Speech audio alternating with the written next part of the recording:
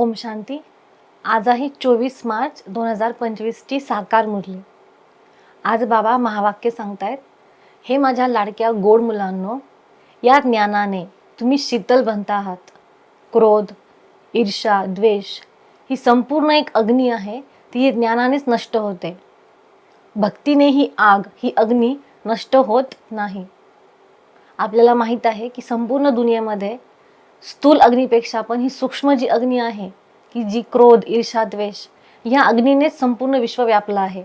पण ही अग्नी मनात आहे आणि ती अग्नी शांत फक्त परमात्मा ज्ञानानेच होत असते. त्याच्यामुळे बाबा सांगतात, भक्तीने ही अग्नी नष्ट होऊ शकत नाही. आज बाबा प्रश्न विचारत आहेत की माझ्या आठवणीमध्ये मुख्य मेहनत कोणती आहे. माझ्या आठवणीमध्ये बाबा म्हणतायत की मुख्य मेहनत कोणती आहे.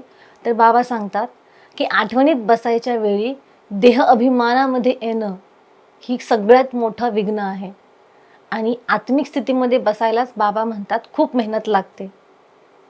आत्मिक स्थितीमध्ये राहण्यासाठी आपल्याला देहचे सर्व संबंधांना विसरावं लागतं.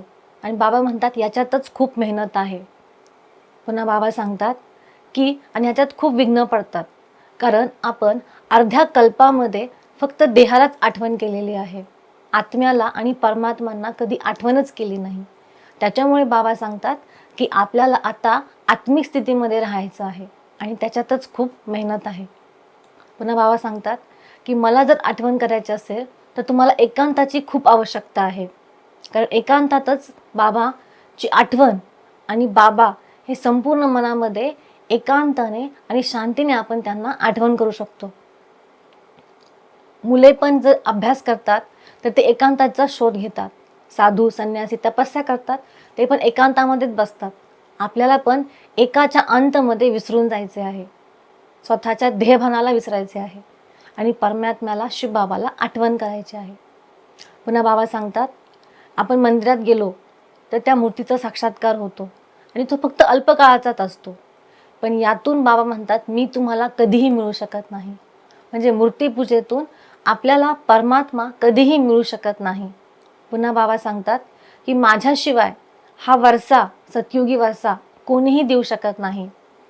पुन्हा बाबा कुमारींसाठी आज एक संदेश देत आहेत की कुमारींनी संग दोषापासून आपल्याला स्वतःला वाचवायचे आहे.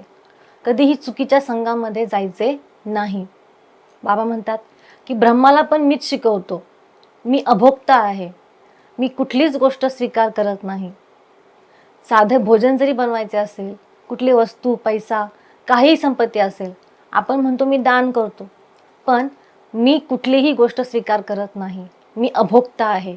हां, माझ्या नावाने तुम्ही जे काही दान करता त्याचं रिटर्न म्हणजे त्याचं संपूर्ण आपल्याला रिटर्न ते आपल्याला ह्याच भक्ती मार्गामध्ये मिळून जातं. पुन्हा बाबा सांगतात की विज्ञानाने खूप शोध लावलेले आहेत. पण विज्ञानावर जर विजय कुणी प्राप्त केलेला आहे तर तो आहे सायलेन्स शक्ती, म्हणजे शांतीची शक्ती. सायन्सवर सायलेन्स शक्तीने विजय प्राप्त केलेला आहे. पुन्हा बाबा सांगतात की तुम्हाला नेहमी हर्षित राहायचे आहे. तुमचा चेहरा, चाल, चलन बघूनच सगळेजण हेच म्हणतील की ह्यांना कोण भेटला आहे, ह्यांना असं कुणी बनवलं आहे. पुन्हा बाबा म्हणतात, कुठलेही काम करताना या फिर भोजन बनवताना तुम्हाला फक्त आणि फक्त माझीच आठवण करायची आहे. बाबा सांगतात की श्रीनाथचं मंदिर आहे, तिथे पण जर भोग बनवतात तेव्हा तोंडावर पट्टी बांधतात, रुमाल बांधतात. कारण ते भोजन, तो प्रसाद संपूर्ण शुद्धतेने बनविला जावा म्हणून.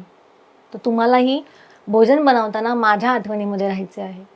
पुन्हा बाबा सांगतात की दुनियेमध्ये खूप शिवलिंग बनवतात, सालिग्राम बनवतात, मूर्ती बनवतात, पुन्हा ते पाण्यामध्ये बुडवून वाहून जाते. बाबा म्हणतात अशा सर्व भक्तिपूजेतून मी कधीच भेटणार नाही. पुन्हा बाबा सांगतात, आत्ता आपण जे स्थूल तन, मन, धन, संपत्ती आहे, आपल्याला त्याला ट्रान्सफर करायचे आहे. त्याचा उपयोग करून त्याच्याकडून आपल्याला पुण्यकर्मामधून त्याचं रूपांतर करायचे आहे. आणि त्याच पुण्यकर्मांच्या जम्यावरून आपल्याला सतयुगामध्ये जाण्यासाठी आपल्याला सीट मिळणार आहे. मग सतयुगात स्वर्गात जायचं असेल तर आपल्याकडे जे काही आहे ते त्याला ट्रान्सफर करायचं आहे पुण्यकर्मांमध्ये. पुन्हा बाबा आज रात्रीचा क्लास सांगत आहेत. आज बाबा गरीब मातांचं खूप उल्लेख करत आहेत की माता खूप भोळी भाबडी भक्ती असते त्यांची, निस्वार्थ स्नेह आणि प्रेम असतो त्यांचा ईश्वरासाठी. त्यांची भक्ती बघूनच बाबा त्यांच्यावर खूप बलिहारी जातात. पुन्हा बाबा म्हणतात, हा संगम युगाचा जो समय आहे तो खूप महत्त्वाचा आहे, अमूल्य आहे, त्यामुळे एकही क्षण वाया घालवता कामा नये. पुन्हा बाबा सांगतात की लक्ष्मीनारायणचा फोटो तुम्ही तुमच्या घरात लावा, डोळ्यासमोर ठेवा आणि त्या फोटोकडे बघून तुम्ही नेहमी हे लक्षात ठेवा की बाबा मला हे बनवणार आहेत. पुन्हा बाबा सांगतात, जेव्हा तुम्ही प्रभात फेरी काढता त्याच्यामध्ये पण तुम्ही लक्ष्मीनारायणचा फोटो लावा आणि साऱ्या जगामध्ये संपूर्ण तुमच्या ज्या एरिया आहे, जो तुमचा प्रभाग आहे, भाग आहे, त्याच्यामध्ये हा एक नाद घुमू द्या की स्वर्ग येणार आहे, सतयुग येणार आहे. पुन्हा बाबा सांगतात की तुम्हाला प्रत्येक गोष्टीचा नशा पाहिजे की मला शिवबाबा लक्ष्मीनारायण म्हणजे स्वर्गातलं सर्वात उंच पद प्राप्त करून देणार आहेत. आजचं बाबा वरदान सांगत आहेत की बाबांद्वारा सफलताचा तिलक प्राप्त करणारे सदा आज्ञाकारी दिल तख्त नशीन भव. नेहमी जे अमृतवेलाचा नियम पालन करतात त्यांना विजय भवचं वरदान हे स्वतःच प्राप्त होतं. कारण अमृतवेला म्हणजे बाप समान बनण्याची स्थितीचा वेला आहे, वेळ आहे.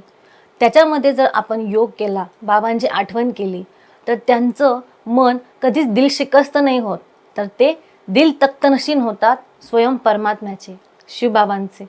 त्याच्यामुळे ते नेहमी बाप समान, रहेमदिल, दाता हे सगळे गुण त्यांच्यात आपोआप येतात. तर बाबा म्हणतात त्यांना योग करण्याची मेहनत प्राप्त होतच नाही, ते सहजयोगी बनतात. आपोआपच त्यांना विजयाचा तिलक हा स्वतःच प्राप्त असतो, कारण ते आज्ञाचे पालन करतात आणि दिल तख्तनशीन भवचं ते रूपांतर करतात.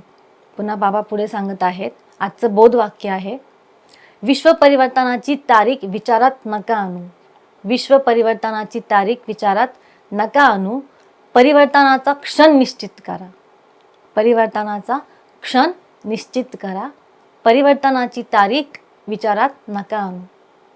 विनाश कधी होणार आहे त्याचा विचार कधीही करू नका, पण विश्व परिवर्तनाचा क्षण कधी येईल माझा हे मी आत्मा जेव्हा शरीर सोडेल तो क्षण निश्चित करा, असे बाबा सांगत आहेत.